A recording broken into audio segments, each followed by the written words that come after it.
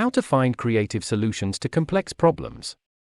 This approach was used by the philosopher Aristotle, and is used now by Elon Musk and other successful people around the world. It allows them to cut through the fog of shoddy reasoning and inadequate analogies to see opportunities that others miss. This is not only a tool of the philosopher or the CEO, but a method that can be employed by anyone who is passionate about a problem and serious about making a change. Therefore, if you are passionate about a problem, then first principles thinking is right for you. First principles thinking is one of the best ways to reverse engineer complicated problems and unleash creative possibilities. The idea is to break down complicated problems into basic elements and then reassemble them from the ground up. It is one of the best ways to learn to think for yourself, unlock your creative potential, and move from linear to non-linear results. Before we begin, subscribe to our channel for latest videos on productivity, business growth, and everything in between. How to use it. Start with your problem and take these 2 steps. Break it down to the most basic truths, that's the first principles. Rebuild a solution from those principles. It sounds simple but requires some focused thinking to really dig deep in the problem and discover those first principles. Here are some techniques to help you. First technique, the 5 whys. This is a popular technique in user research, where a researcher digs deeper by repeatedly asking the why questions. It enables you to discover the root causes of problems. Of course, you don't have to stop at 5, but it's generally enough to discover a first principle. Second technique, Socratic questioning.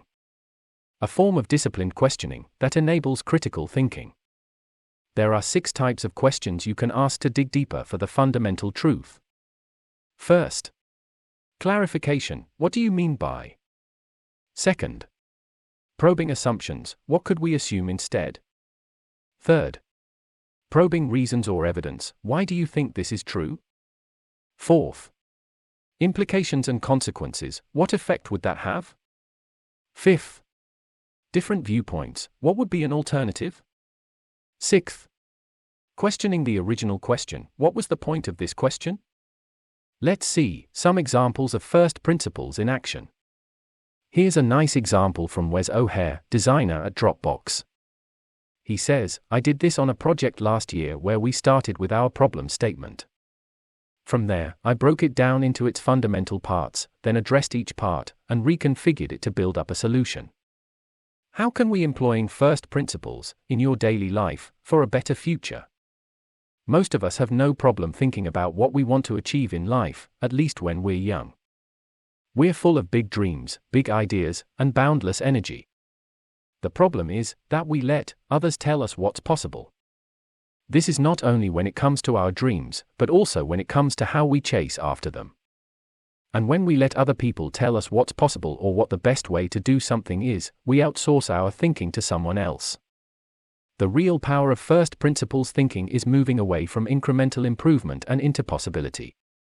Letting others think for us means that we're using their analogies, their conventions, and their possibilities. It means we've inherited a world that conforms to what they think. This is incremental thinking. First principles thinking clears the clutter of what we've told ourselves and allows us to rebuild from the ground up. Sure, it's a lot of work, but that's why so few people are willing to do it.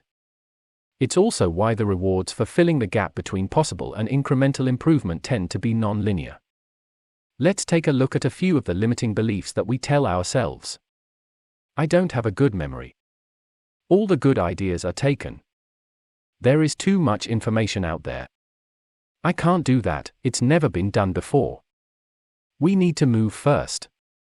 In all of these areas, your thinking gets better when you stop making assumptions and you stop letting others frame the problem for you. Analogies can't replace understanding.